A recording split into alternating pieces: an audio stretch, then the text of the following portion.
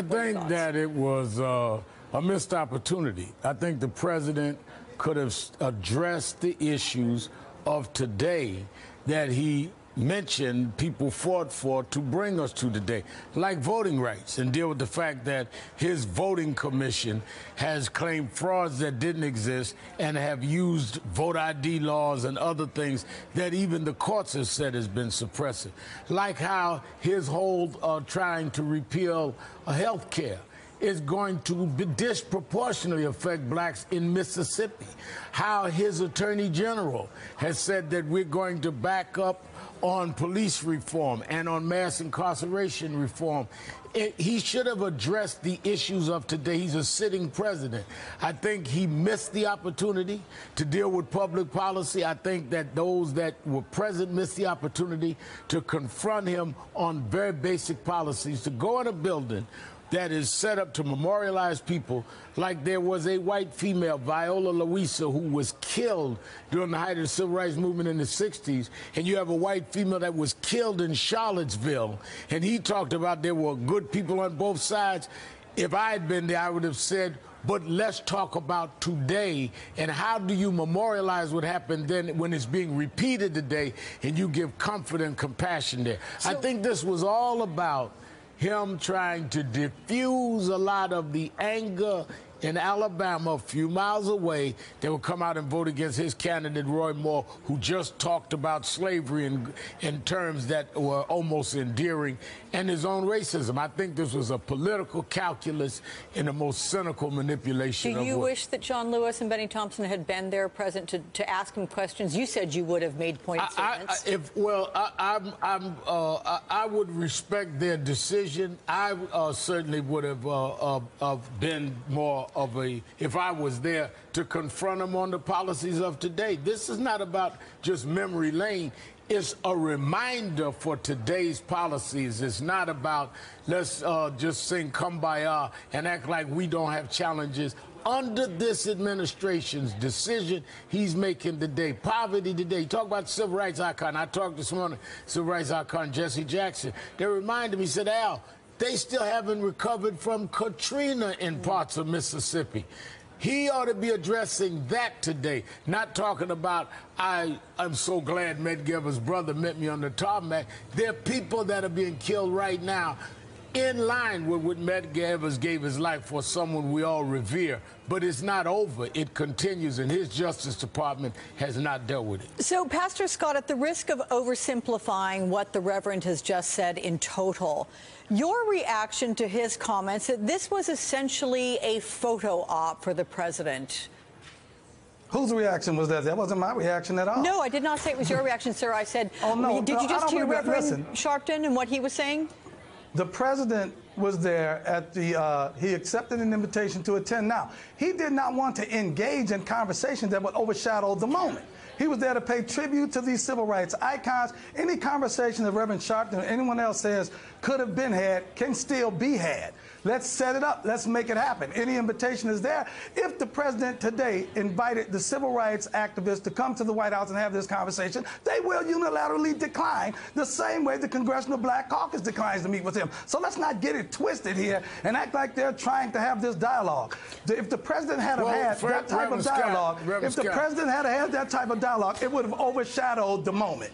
Let's stay in this moment. He was there to pay tribute to these civil rights icons. He paid tribute to these civil rights icons. He didn't want to do anything that would take away from the moment of the opening.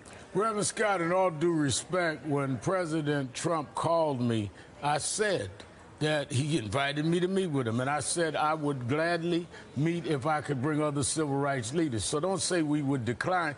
He has declined. When is the meeting? When is the meeting going to happen? I didn't interrupt. That's up to the president. I still say, if he will meet with leaders of civil rights organizations, not just me in a photo op, we would do that. And I think the Congressional Black Caucus... No, but you can't just call it a photo op, Reverend Sharpton, with all due respect to you. I didn't interrupt you. I did not interrupt you. What I'm saying is... Actually, you did. That's how you got in. You said that they would decline. We did not decline. Yes, they would. The Congressional Black Caucus declined. We still don't decline. What we're saying is the Congressional Black Caucus declined. We are saying that it must be a fair, open meeting.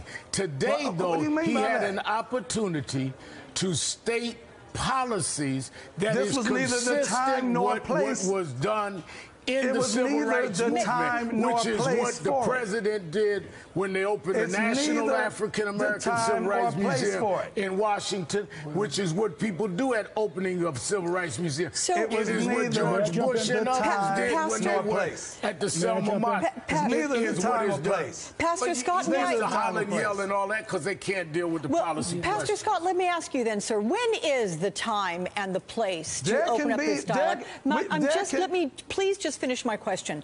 When is the time and place to do this, and when would you expect that to happen? If you look at a calendar, when do you think something like that could happen, and would you be willing to help organize it, put it together, and make sure that everybody who wants to address the president on the issues of civil rights gets to the Oval Office, sits down, and has a good long conversation about it? Yes, I can make it happen. I want to make it happen. I think Black History Month would be a great time to do it as well. So that's February. Listen, it's something that the president would be very inclined to do. I've had this conversation with him about it. In fact, when there was some controversy in recent past, I don't want to call any names, but I invited some high-profile athletes to have a sit-down dialogue summit with the president about the issue of race relations, and they all declined. I don't want to throw them under the bus, put their names out there, but some of the most high-profile basketball players and others in the country, they declined to do it. Did they give you reasons, sir, for declining? I don't want to talk to Trump. It's easy to throw rocks from a distance.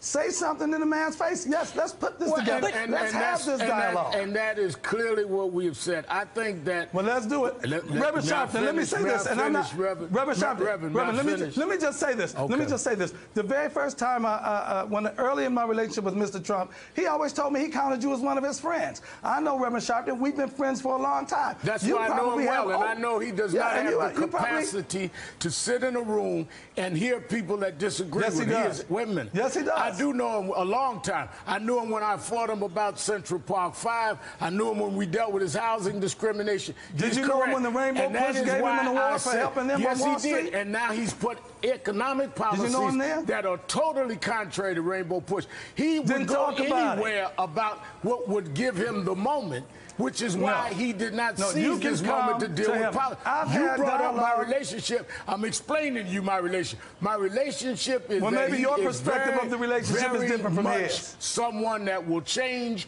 anytime it is in his interest. Let's deal with the national interest. If you say he will sit down with people critical of him and have an open dialogue, a public dialogue, I challenge you to do that. May I ask you, Pastor, let's make it happen then. Hey, listen, hey, Reverend Sharpton, ain't nothing to it but to do it. Let's do it then. Let's stop sitting from a distance. But I don't think you can deliver the president. Let's go step up in his face and do it then. When you said that you had gang leaders that wanted to meet with him and we couldn't find the gang leaders. So let's see if you come up this time. What are you talking about? We've had that summit in Washington, D.C., and we're going to have another one. I had that conversation with the White House just last week about bringing gang leaders to the White House. With President Trump. Yeah, we can do it with President Trump. I said President Trump had a summit with gang leaders. No, I said I had one with them. No. You said that you had gang leaders that wanted to talk to the president. We're going to make it happen at the White House. Gentlemen, I had that conversation last week about bringing them to the White House. I'm going to ask you, sir, you said that you could make it happen, to put something together. Yes, I can make it happen. Excuse me, sir, let me finish. Yes, I can make it happen. May I finish, please? You said that you could make it happen in Black History Month. I know that to be February, that you could put together civil rights leaders to come and speak to the president. We're going to ask you to work on that, make good on that, and we will do that. But as of right now, I'm going to actually move on just a little bit.